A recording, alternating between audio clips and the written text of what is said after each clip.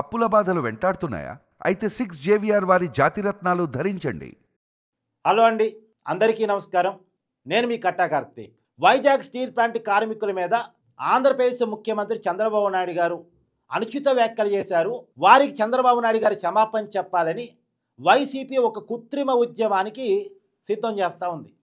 నిజానికి చంద్రబాబు నాయుడు గారు ఏం మాట్లాడారు, ఆ మాట్లాడిన మాటలో తప్పేంటి అనేది మనం ఈ వీడియోలో చర్చించుకునే ప్రయత్నం చేద్దాం. అసలు వైజాగ్ స్టీల్ ప్లాంట్కి జగన్మోహన్ రెడ్డి గారు ఏం చేశారు, చంద్రబాబు నాయుడు గారు ఏం చేశారు అనేది కూడా మాట్లాడుకునేటువంటి చేసే ప్రయత్నం చేద్దాం. మీ అభిప్రాయం కూడా కామెంట్ రూపంలో తెలియజేయండి. వైజాగ్లో సిఏఏ పార్ట్నర్షిప్ సమ్మిట్ జరిగింది. 13.5 లక్షల కోట్ల పెట్టుబడులు వచ్చాయి. 13.5 లక్షల కోట్ల పెట్టుబడులు. ఇవి కనుక గ్రౌండ్ అయితే 16 లక్షలకు పైగా ఉద్యోగాలు వస్తాయి. అంటే ఆంధ్రప్రదేశ్ రూపమే మారిపోయేటువంటి పరిస్థితి కనపడుతూ ఉంది. ఆంధ్రప్రదేశ్ రూపమే మారిపోయే పరిస్థితి కనపడుతూ ఉంది. ఈ 13.5 లక్షల్లో గూగుల్ డేటా సెంటర్ ఇంకా అదనం. కేవలం సిఐఐ పార్ట్నర్షిప్లోనే వచ్చిన పెట్టుబడులు ఇవి, కుదిరిన ఒప్పందాలు ఇవి. ఇవి రియల్గా గ్రౌండ్ అయితే 16 లక్షల ఉద్యోగాల పైగా జనరేట్ అవుతాయి. ఇప్పుడు ఆంధ్రప్రదేశ్ ప్రభుత్వం పట్ల, ముఖ్యమంత్రి గారి పనితీరు పట్ల సానుకూల దృక్పథం ఏర్పడుతూ ఉంది. దీన్ని సైడ్ ట్రాక్ చేసేందుకు వైజాగ్ స్టీల్ ప్లాంట్ కార్మికులను చంద్రబాబు నాయుడు గారు ఏదో అన్నారు అనేటువంటి ఒక కృత్రిమ వివాదాన్ని వైసీపీ లేవనెత్తే ప్రయత్నం చేస్తూ ఉంది. చంద్రబాబు నాయుడు గారు అన్నదేంటి, వైజాగ్లో ఆయన ఉన్నప్పుడు కొంతమంది ఆయన్ని కలిసినప్పుడు వాళ్ళతో మాట్లాడుతూ, అది కూడా నవ్వుకుంటూ మాట్లాడుతూ, కొంత సీరియస్గా కొంత నవ్వుకుంటూనే సమాధానం ఇచ్చే ప్రయత్నం చేశారు. అదే వీడియోలో ఆయన చెప్పారు, నేను మోటివేట్ చేస్తున్నానని చెప్పారు. ఆయన చెప్పింది ఏంది, ప్రైవేట్ స్టీల్ ప్లాంట్ వైజాగ్కి వస్తుంది, అది లాభాల్లో ఉండి ప్రభుత్వం ఆధీనంలో ఉన్నటువంటి ఈ స్టీల్ ప్లాంట్ కనుక నష్టాల్లో ఉంటే, ప్రభుత్వ రంగంలో ఉన్న స్టీల్ ప్లాంట్ నష్టాల్లో ఉంది, ప్రైవేటీకరణ చేస్తే లాభాల్లోకి వస్తుంది అనే అనుకునేటువంటి ప్రమాదం ఉంది. కాబట్టి దీన్ని లాభాల్లో తెచ్చుకోవాలి, లాభాల్లో తెచ్చుకునే దానికోసం కష్టపడి పనిచేయాలి, మరింతగా కష్టపడాలి. ఎందుకు లాభాల్లోకి రాదో నేను 3 నెలలకోసారి రివ్యూ చేస్తాను అని చంద్రబాబు నాయుడు గారు అన్నారు. ఇదే మాటలు ఇంకో మాట కూడా అన్నారు, వైజాగ్ ఉక్కు ఆంధ్రుల హక్కు అనేటువంటి ఒక మాటను కూడా చంద్రబాబు నాయుడు గారు మాట్లాడారు.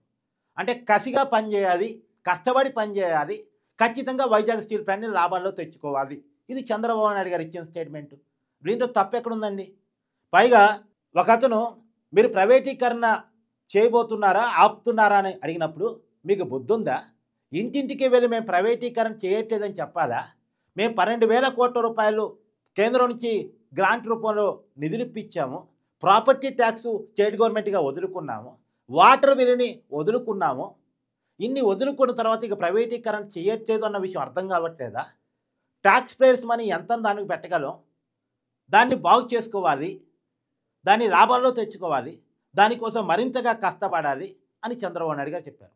మళ్ళీ చెప్తున్నానండి, 12,000 కోట్ల రూపాయల గ్రాంట్ని కేంద్రం నుంచి చంద్రబాబు నాయుడు గారి ప్రభుత్వం తీసుకొచ్చింది, అవునా కాదా? ప్రాపర్టీ ట్యాక్స్ని స్టేట్ గవర్నమెంట్ వదులుకుంది, అవునా కాదా? వాటర్ బిల్స్ని, పెండింగ్ బిల్స్ మొత్తాన్ని కూడా స్టేట్ గవర్నమెంట్ వదులుకుంది, అవునా కాదా? మొత్తంగా 15,000 కోట్ల రూపాయలు రాష్ట్ర ప్రభుత్వం మరియు కేంద్ర ప్రభుత్వం ద్వారా స్టీల్ ప్లాంట్కి 15 నెలల కాలంలో ఖర్చు పెట్టింది, అవునా కాదా? ఒకవేళ ప్రైవేటీకరణ చేసేసుకుంటే ఇంత డబ్బు ఎందుకు ఖర్చు పెట్టిందండి ప్రభుత్వం?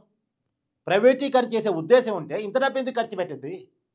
ప్రభుత్వం చేతిలోనే కాపాడుకోవాలి, అది మన ఎమోషను, దాన్ని లాభాల్లో తెచ్చుకోవాలని కసిగా పనిచేయాలని చెప్తే దాన్ని తప్పుదో పట్టించే ప్రయత్నం చేస్తారేంటి? అదే కష్టపడి పనిచేయమంటాం అంటే ఇదే కార్మికులు అవమానించడమా? నేను కూడా చెప్తా ఉంటా మా వాళ్ళకి కష్టపడి పనిచేయాలి అని, నేను కూడా చెప్తా ఉంటా. దాంట్లో అవమానించడం ఎక్కడ ఉంటుంది? మరింతగా కష్టపడి పని చేయాలంటూ ఉంటాం, దాంట్లో అవమానించడం ఎక్కడ ఉంటుంది? అంటే పని చేయకుండా ఉండాలా, టెంట్ వేసుకొని కూర్చోవాలా, రోజు ధర్నాలు అనాలా? అలా చేస్తే వైజాగ్ స్టీల్ ప్లాంట్ కాపాడబడిద్దా? అసలు నేను అడుగుతున్నా జగన్మోహన్ రెడ్డి గారు, మీరు వైజాగ్ స్టీల్ ప్లాంట్ చేసింది ఏంది? వైజాగ్ స్టీల్ ప్లాంట్ భూములను అమ్మేసి ఆ డబ్బుని స్టీల్ ప్లాంట్ మీద ఇన్వెస్ట్ చేద్దామని అనుకున్నారు. అంటే భూములు అమ్మేయడం ద్వారా మీరెంత నొక్కేద్దాం అనుకున్నారు, స్టీల్ ప్లాంట్కి ఎంత పెడదాం అనుకున్నారు అని ఆ రోజుల్లో ఆ ప్రతిపక్షాలు గోల చేశాయి మీ మీద, కార్మిక సంఘాలు గోల చేశాయి మీ మీద, అసలు భూములు అమ్మటం ఏంటని. కేంద్ర మంత్రి చెప్పాడు వైజాగ్ సాక్షిగా, మీరు భూములు అమ్ముదాం అనుకున్న ఆలోచన ప్రపోజల్ పెట్టారని. వైజాగ్లో చాలా విలువ కల స్టీల్ ప్లాంట్ భూములను అమ్ముదామని మీరు ఆలోచన పెట్టారు. వైజాగ్ స్టీల్ ప్లాంట్ ఆస్తిని అమ్మేద్దామనుకున్న మీరు ప్రైవేటీకరణ గురించి మాట్లాడటం అంటే దయ్యాలు వేదాలు వర్ణించి అందంగా లేదా? ఇలా వైసీపీ దీని విషయంలో రాద్దంతో చేయడం, సాక్షి ఛానల్ దాని మీద వార్తలు రాయటం, పేపర్ వార్తలు రాయటం ఏదో కామెడీగా ఉంది కదా కొంత. అంటే కష్టపడి పని చేయమని చెప్పారు అంతే తప్ప మేము ప్రైవేటీకరణ చేసేస్తున్నాం, వైజాగ్ స్టీల్ ప్లాంట్ మూసేస్తున్నాం అనే మాట చెప్పలే. చాలా క్లియర్గా ప్రైవేటీకరణ చేసే ఉద్దేశం మాకు లేదు అనేది చంద్రబాబు నాయుడు గారి మాటల్లో అర్థమవుతూ ఉంది. మళ్ళీ చెప్తున్న 12,000 కోట్ల రూపాయలు కేంద్రం నుంచి వచ్చిన గ్రాంట్ని ఆయన ఉదాహరించారు, ప్రాపర్టీ ట్యాక్స్ని ఉదాహరించారు, తర్వాత వాటర్ బిల్లు వదులుకున్న విషయాన్ని ఆయన చెప్పే ప్రయత్నం చేశారు. ఇన్ని మేము ఇస్తున్నామంటే ఇంకా ఇంటింటికి పోయి మేము ప్రైవేటీకరణ చేయబోట్లేదు అని చెప్పాలా అని కూడా అడిగారు. ప్రైవేటీకరణ చేయబోట్లేదు అని అంత కరాఖండిగా చెప్పిన తర్వాత కష్టపడి పని చేయండి, లాభాల్లో తెచ్చుకుందాం అని అన్న తర్వాత అందులో ఒక ప్రైవేట్ స్టీల్ ప్లాంట్ వస్తుంది, దానికి కాంపిటీషన్గా మనం నిలబడాల్సిందే అని చెప్పిన తర్వాత దాన్ని కూడా వివాదంలో చేయటం అంటే దాన్ని కూడా కార్మికులు అవమానించారు. అవమానించడం అంటే ఏంది? భూములు అమ్ముతాం అనటం. అవమానించడం అంటే ఏంది? ప్రైవేటీకరణ చేస్తామని కేంద్ర ప్రభుత్వం చెప్తుంటే చేస్తులుడిగి ప్యాలెస్లో కూర్చోవటం. అది కదా అవమానించడం అంటే. ఎప్పుడైనా జగన్మోహన్ రెడ్డి గారు అధికారంలో ఉండగా స్టీల్ ప్లాంట్ మూవ్మెంట్లో పాల్గొన్నారా? ఒక్కరోజు వాళ్ళు చేస్తున్న దీక్షల్లో కూర్చున్నారా ముఖ్యమంత్రి గారు? ఆనాడు జగన్మోహన్ రెడ్డి గారు ముఖ్యమంత్రిగా ఉండగా ఎప్పుడైనా స్టీల్ ప్లాంట్ కార్మికులతో మాట్లాడే ప్రయత్నం చేశారా? మరి ఎందుకు ఇవన్నీ? నిజానికి వైసీపీ ఏం అడగాలి?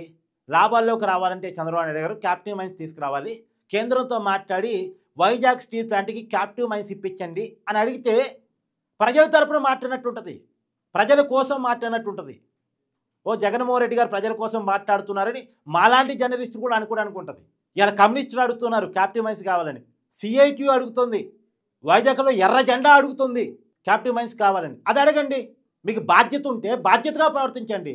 ఏ బాధ్యత లేని నాయకుడు, బాధ్యత లేని పార్టీ ఆంధ్రప్రదేశ్లో ఉందా అంటే ఉంది అని క్లియర్గా అర్థమయ్యేటట్టే వైసీపీ చేస్తుందేమో. మీకేమనిపిస్తుంది మిత్రులారా?